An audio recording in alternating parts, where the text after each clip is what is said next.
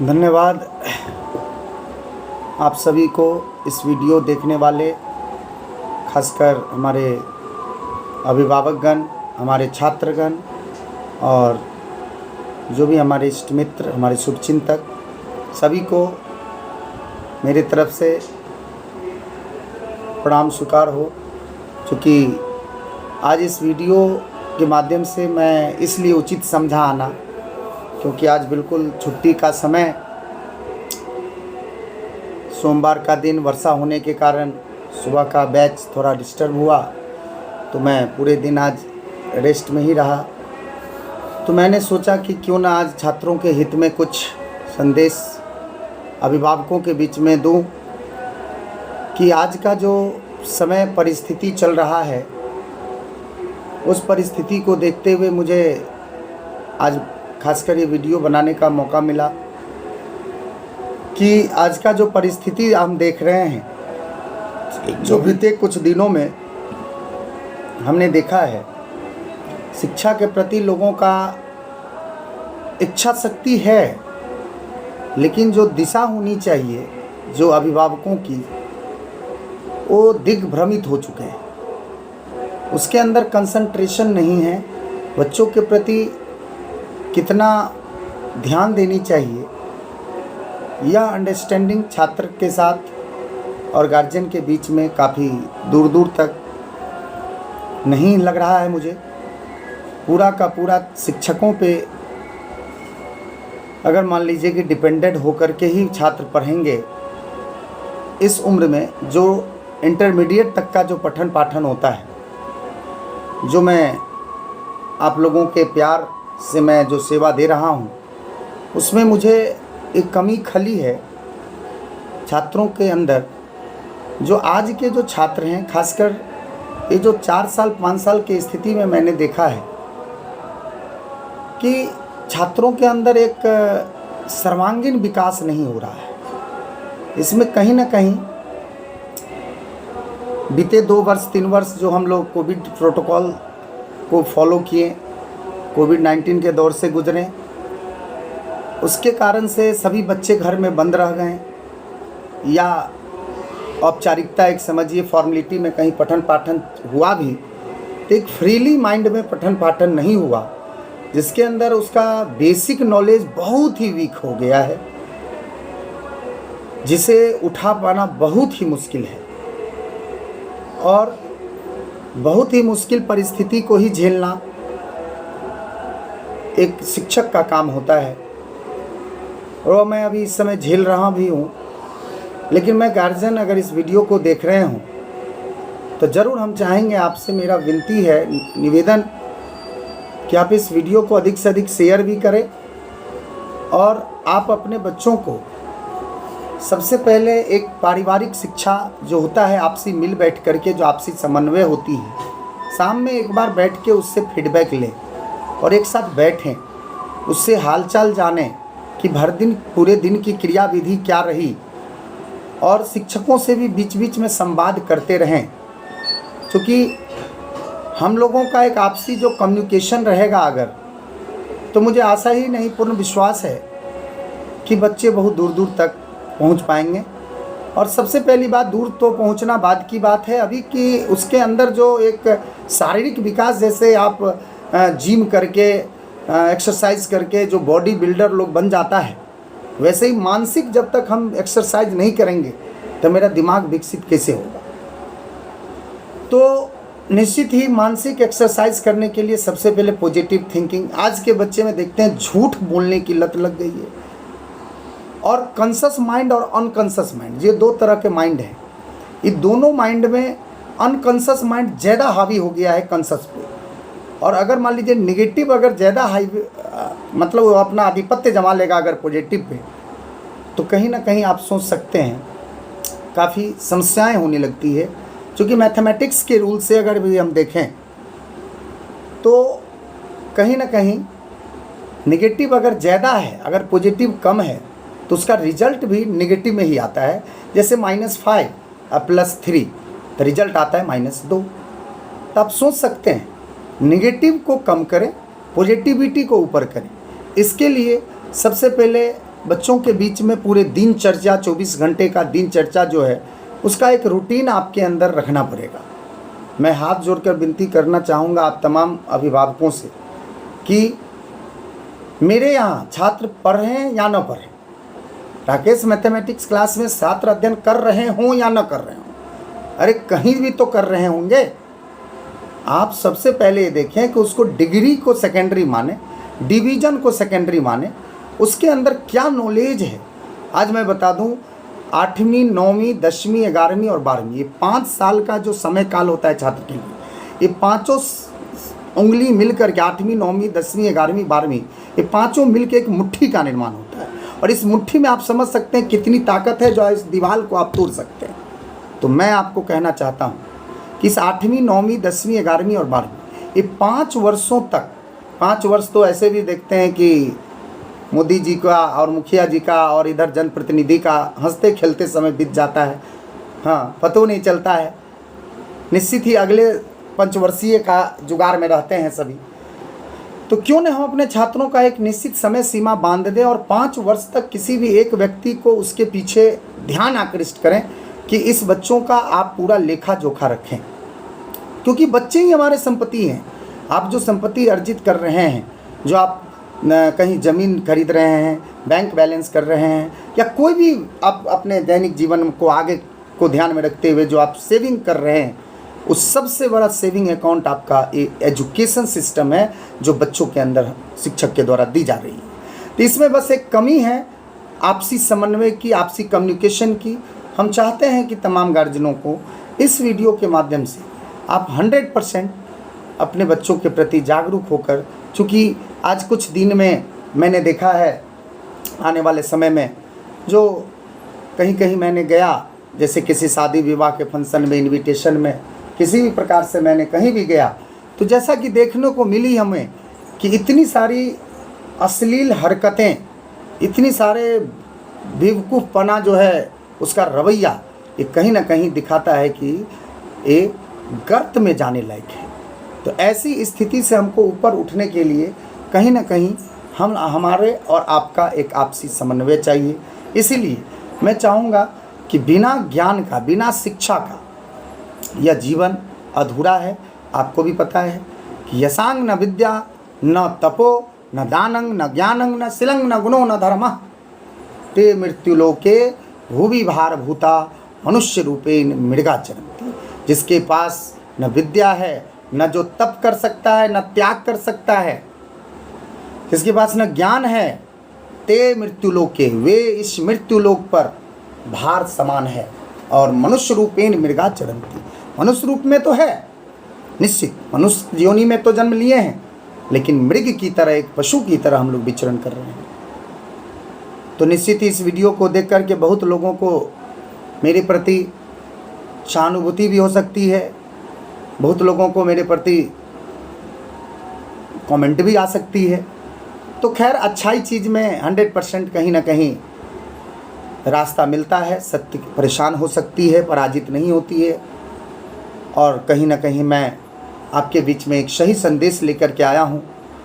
तो अगर आप इस चीज़ को मेरे कहने पर अगर नहीं मानते हैं, तो मानिए कि आप जिस व्यक्ति को मानते हैं, जिस किसी भी समुदाय से हैं आप जिसको भी मानते हैं, मानिए कि आपको उन्हीं के द्वारा यह संदेश दिया गया और आप बच्चों के प्रति बिल्कुल जागरूक हो जाएं। जिससे कि आज 2 साल से जो कोविड प्रोटोकॉल से हम लोग गुजरे हैं, बच्चों का स्कोर इतना नीचे चला गया है।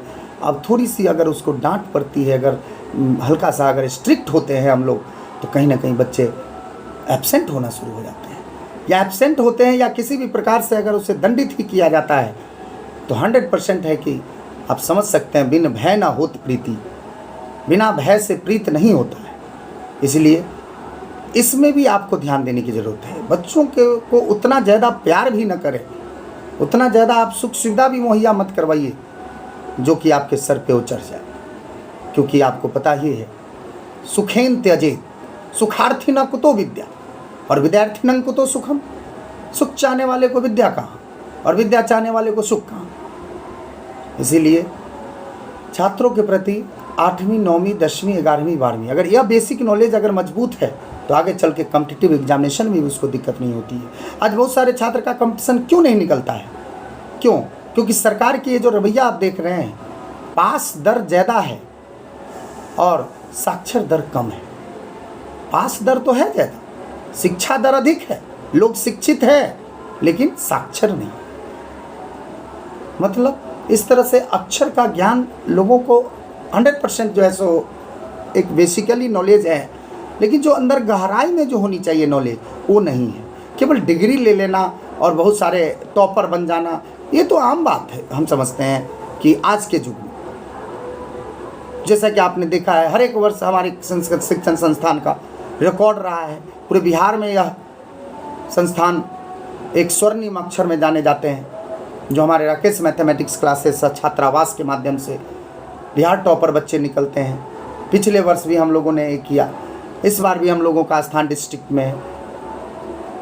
तो कहीं ना कहीं हम जानना चाहते हैं कि आज शिक्षा के प्रति इतना उदासीन लोग क्यों हो गए हैं? पास दर ज़्यादा हो जाने से थोड़ी होता है। आप केवल डिग्री लेते गए, 8वीं 9वीं 10वीं 11वीं 12वीं करते गए और इसके बाद बच्चों को सीधा जनरल कंपटीशन में घुसा दिया। SSC BSSC, चाहे कोई डिफेंस विभाग का कोई कंपटीशन का एग्ज़ाम देने जाता है, बच्चा नहीं आ पाता है। क्यों? क्योंकि वहाँ कॉम्पिटिटिव एग्जामिनेशन का ये स्कोप होता है, जो काफ़ी शॉर्ट ट्रिक के माध्यम से रीजनिंग नहीं समझ में आती, क्योंकि उसका दिमाग उतना शिथिल हो गया रहता है, एक जटिल समस्या से वो जूझा रहता नहीं है, तो किस हिसाब से एडजस्टमेंट करेगा? तो कहीं ना कहीं यह उम्र उसे मानसिक लोड लेने की है। मानसिक लोड लेने से कोई ये नहीं होती है। इस मेमोरी में, इस माथा में कितना इन्फिनिटिव जीबी का रैम है, या अनंत ज्ञान को अपने अंदर संचित कर सकता है। या नई ऊर्जा के साथ मैं चाहूँगा कि आप बच्चों को एक प्रेरित करें और एक अच्छा प्रेरणा देकर के आप उसे सही मुकाम पे अगर लाते हैं, तो मैं समझता हूँ उसका भविष्य निश्चित ही एक अंधकार में के नहीं होने वाली है, जो चमकता हुआ सितारा रहेगा। क्योंकि आप समझ सकते हैं इस चीज़ को। इसीलिए इस वीडियो को देखने वाले जो भी हमारे छात्र हैं, जो हमसे अध्ययन किए हैं, वो 100% इसको अधिक से अधिक शेयर करें और छात्रों के बीच में ऐसा बतावें कि कहीं ना कहीं प्रेरणा करना बहुत बड़ी बात है। ठीक है, आप हर सुख सुविधा से लैस हैं, आपको पढ़ाई के प्रति आप उदासीन हैं, तो आप सोचिए कि आज से 5 साल का भविष्य, अगर आज का वर्तमान आपका अगर गंदा होता है, आज आपका वर्तमान अगर अच्छा नहीं होगा, आने वाला भविष्य जो है सो अच्छा नहीं होगा। और आने वाले भविष्य अगर अच्छा नहीं होगा, तो आपकी जो पीढ़ी होगी वो पीढ़ी भी आपसे ही सीखेगी। तो कहीं ना कहीं एक अच्छे व्यक्ति के नाते नहीं तो कम से कम एक हमें जिस किसी नज़र से आप देखते हो देखें, लेकिन कम से कम अपने बच्चों के प्रति एक अच्छी रवैया रखेंगे तो बड़ी कृपा होगी। क्योंकि शिक्षा एक ऐसा मूल उद्देश्य है जो मैं चाहता हूँ, मैं जानता हूँ कि शिक्षा के बिना आप कुछ नहीं कर सकते।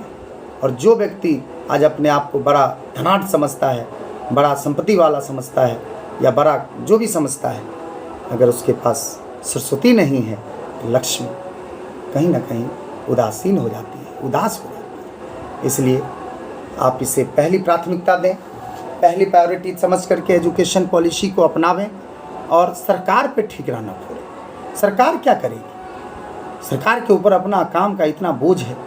आप पहले अपना पारिवारिक शिक्षा आप दीजिए ना उसे, और पारिवारिक शिक्षा अगर आप दीजिएगा और आपके घर में अगर पढ़े लिखे लोग होंगे, तो कहीं ना कहीं हमारे अपने समाज के युवा हर गांव में, हर समाज में अच्छा खासा एक डेवलप करके अच्छा संस्था खोल करके बैठा हुआ है, उसके पास आप उसे शिक्षा ग्रहण करवा सकते हैं।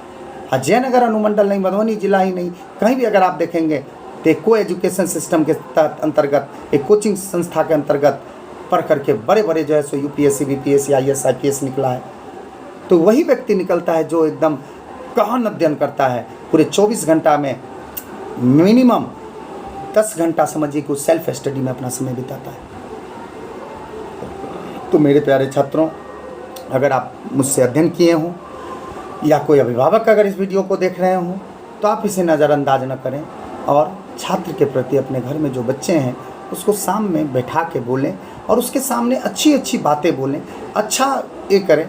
गीत भी अगर सुनना चाहते हैं तो अच्छा गीत सुने, क्योंकि गीत भी इतनी अश्लील है जो उससे चरित्र पे प्रभाव पड़ता है। जो जैसा गीत सुनता है, तो जैसे गाने सुनते हैं, उसका असर उसके चरित्र पर पड़ता है। इसलिए आप कम से कम अपने आत्मा को, अपने मन को एक अंडरस्टैंडिंग रखें, इस आत्मा का मिलन परमात्मा से करवावें, जिससे कि एक आपसी समन्वय बनता है। जैसे वैसे ही शिक्षक और छात्र और एक गार्जियन, ये तीनों व्यक्ति का आपसी कम्युनिकेशन बना करके, चाहे किसी भी संस्था में आपका छात्र पढ़ रहा हो, आप उसे ज़रूर ध्यान में रखें। मैं समझता हूँ कि आपका 5 वर्ष केवल ध्यान रखने की ज़रूरत है। 12th तक बच्चों को आप ख्याल रखें। 100% है कि उसके अंदर इतनी ज़्यादा ध्यान हो जाएगी, इतना ज़्यादा विकास हो जाएगा कि इसके बाद उसका पूरा जीवन समझिए कि एक उनके नाम से आप जाने जाएंगे। एक बेटा के नाम से अगर पिताजी जाना जाएगा तो कहीं ना कहीं पिताजी का एकदम समझिए एक गर्व सा महसूस होगा, एक प्रफुल्लित हो जाएगा। और कोई पिताजी के नाम से अगर कोई बेटे जाने जाते हैं कि फलना का बेटा है, ऐसा नहीं, फलना का पिताजी है, ऐसा बनने के लिए आपको चाहिए। इसलिए आप ऐसा कर्म करें, ऐसा मेहनत करें, तो इसके लिए थोड़ा सा आपको त्याग करनी पड़ेगी। त्याग किस चीज़ की? सुख की। जैसे आप बड़े बड़े सोशल मीडिया में मोबाइल से अगर आप जुड़े हुए हैं और कहीं ना कहीं आप अच्छे ज़्यादा सर्किल है आपका, ज़्यादा दोस्त महिम से आप मिलते हैं, कम करें, अपना सर्कल छोटा करें। आप किताब से जो है सो मतलब रखें, किताब से अपना जो है सो प्रेम करें, और उसके प्रति आप अगर निश्चित ही अगर आप प्रेम रखते हैं तो आपका किताब एक ऐसा जीवन साथी बन के निकलेगा जो कहीं ना कहीं एक अच्छे जगह तक आपको पहुंचाने तक मदद करेगा। इसीलिए इस वीडियो के माध्यम से मुझे आज आना इसलिए पड़ा कि बहुत ही पूरे दिन आज मैं इसी चीज़ पे मंथन किया, और रात में अभी अपने घर में बैठ के मैं इस चीज़ को सोचा, और अंतिम स्थिति में मैं आपके बीच में संदेश रख रहा हूँ। मुझे आशा ही नहीं, पूर्ण विश्वास है कि इसे आप ज़्यादा से ज़्यादा शेयर करेंगे, ज़्यादा से ज़्यादा लाइक करेंगे, और इसे एक अच्छी स्थिति में ला करके छोड़ेंगे, और बच्चों के प्रति उदासीन न रह करके उसके प्रति आज से ध्यान देंगे, और तो बड़ी कृपा होगी। बीच बीच में मुझे ऐसी समस्या को देखते हुए मुझे कभी इस YouTube के माध्यम से आना पड़ता है, या कभी Facebook लाइव आनी पड़ती है, और YouTube पे आप बहुत बड़ा प्यार हमें दिए हैं। जैसे कि सब्सक्राइबर भी बहुत ज़्यादा जल्दी, जो 6 महीना, जो 14 नवंबर पिछले बार टीचर्स चिल्ड्रेंस डे यानी कि 5 सितंबर को बच्चों ने मुझे मोबाइल गिफ्ट किया, और उसी मोबाइल से मैंने आज तक YouTube चैनल को एक करके बच्चों के मदद से और छात्रों के द्वारा जो बहुत सारे कार्यक्रम, बहुत सारे जो क्लास जो आप देखते हैं उस पर, उसका भी आप लोगों का प्यार मुझे मिला। तो क्यों ना मैं आपके हित में सोच करके, जब आप मुझे इतना प्यार देते हैं, आप मुझे इतना ख्याल रखते हैं, तो मेरी भी एक क्षमता बनती है, मेरी भी एक इच्छा होती है कि आपको गलत रास्ते पर नहीं जाने दें। इसीलिए इस वीडियो के माध्यम से मैंने आपको बीच में रखा। और YouTube channel Rakesh mathematics classes Jaynagar के नाम से यह है, फेसबुक पेज भी है राकेश मैथमेटिक्स क्लासेस से, आप उसे ज़रूर लाइक करें और उसे शेयर करें, तो बड़ी कृपा होगी। इसी के साथ मैं चाहूँगा आप सभी इस बात को ध्यान में रखते हुए हमें एक और आशीर्वाद देंगे, अगर अभिभावक होंगे तो, और मेरे गुरुजन अगर इस वीडियो को देख रहे हों तो आपका तो बहुत बहुत आभारी हूँ। और हमारे छात्र अगर इस वीडियो को देख रहे होंगे तो आप इसे अधिक से अधिक शेयर करेंगे। बस इतना ही कहकर मैं इसको समाप्त करना चाहूँगा। जय हिंद, जय भारत।